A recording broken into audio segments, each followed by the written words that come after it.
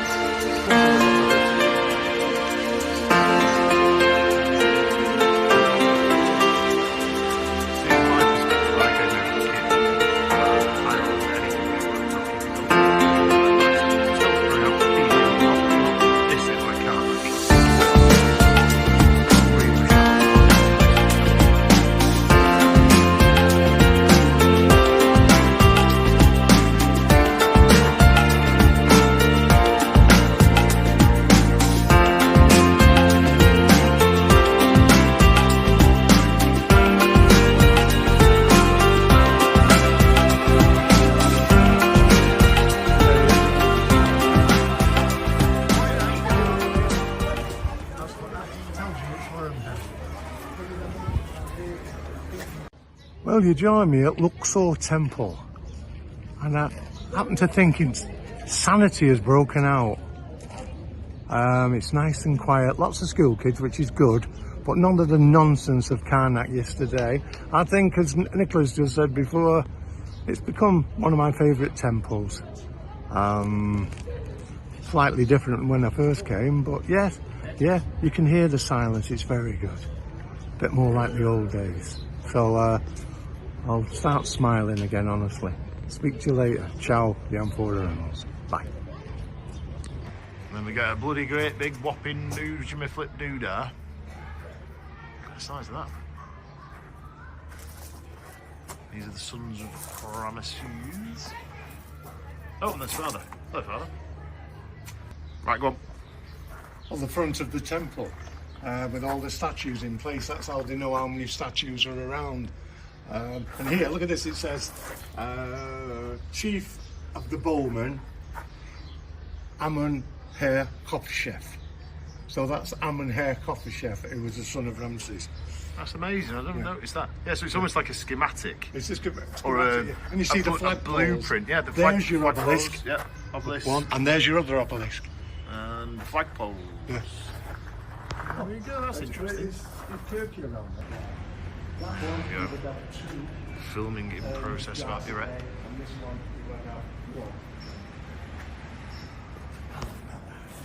Ciao.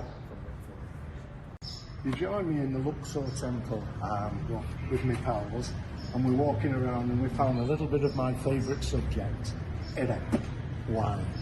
And this wine came from a specific vineyard. That's the name of the vineyard. And there's some more wine, Irep wine. That one, you would have 2 jars a day, and this one, you would have 1 jar a day. I love that wine. Ciao from the Amphora. We said yesterday you can't really see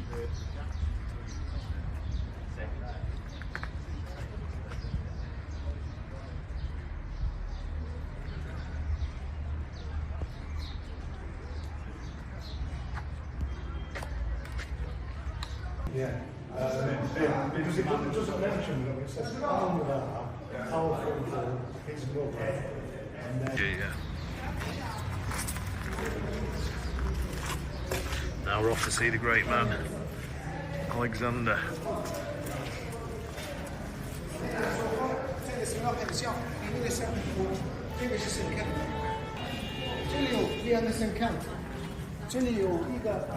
So what we're saying here, Father?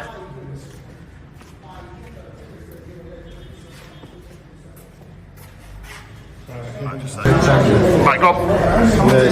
So here is Alexander. Amun-Ra in the hair, he's beloved. So that's Alexander. Yeah. Great man. On his Todger. Min. Yeah. Is it Todger? Sikandar. Yeah. Todger? Yeah. He don't teach that at school, does he? No. You join me with my all-time hero, Alexander the Great. My first visit here was 1979, and I've visited him every time since. There's his name, Alexander. Alexander the Great, the third of Macedon. Sorry. Shukran. Yep. Alexander.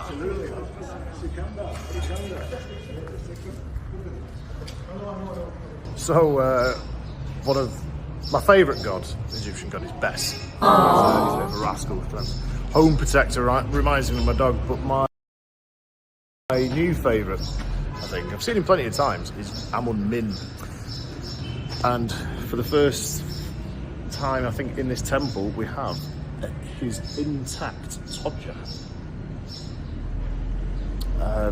Sorry to be crude, folks, but yeah, every time I see it, he's had his Todger chipped off. Kind of feel for him, but yeah, there he is. There he is. Right, set. Well, you don't need me on it.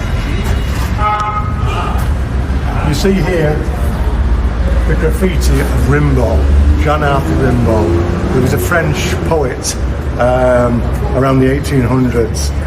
He's the man who has influenced Bob Dylan and Jim Morrison of the Doors.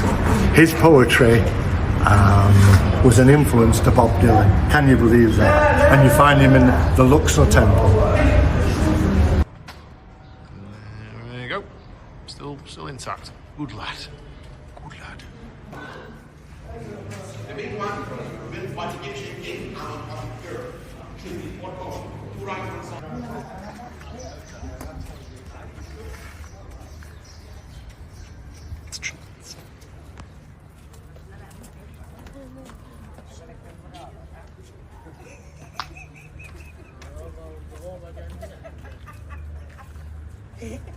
Get him like that.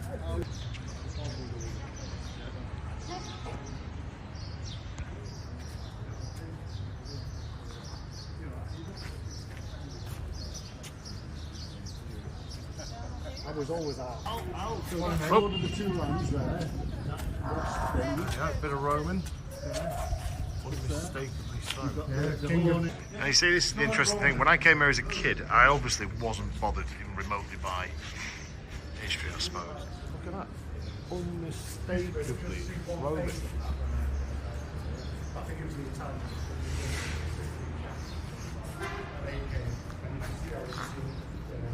Oh. Things you miss, eh? Things you miss. Unbelievable scenes. A country, or at least a city, that never rains. Absolutely never rains.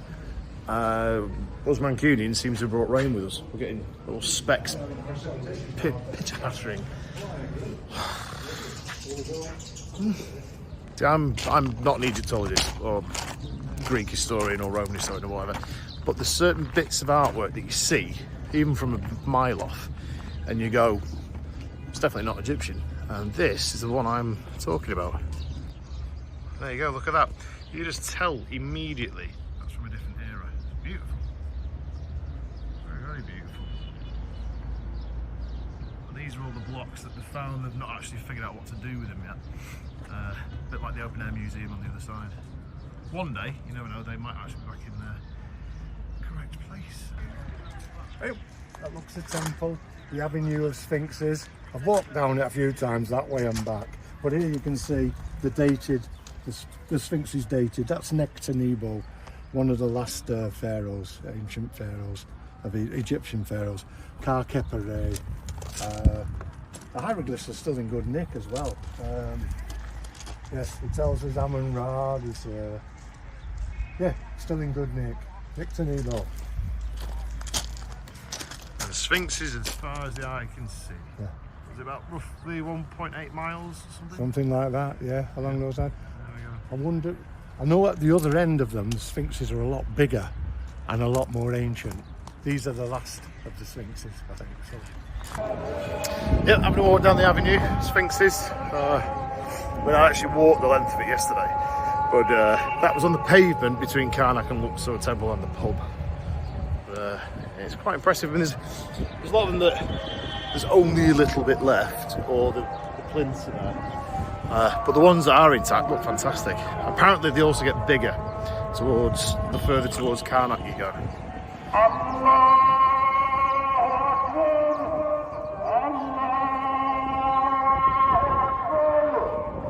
That's atmospheric.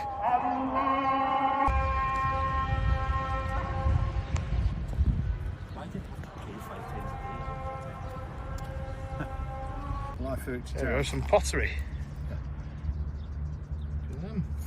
See, you look here, I've taken photographs of all this. This is all shrap. So it's all broken pots, no good. Yeah?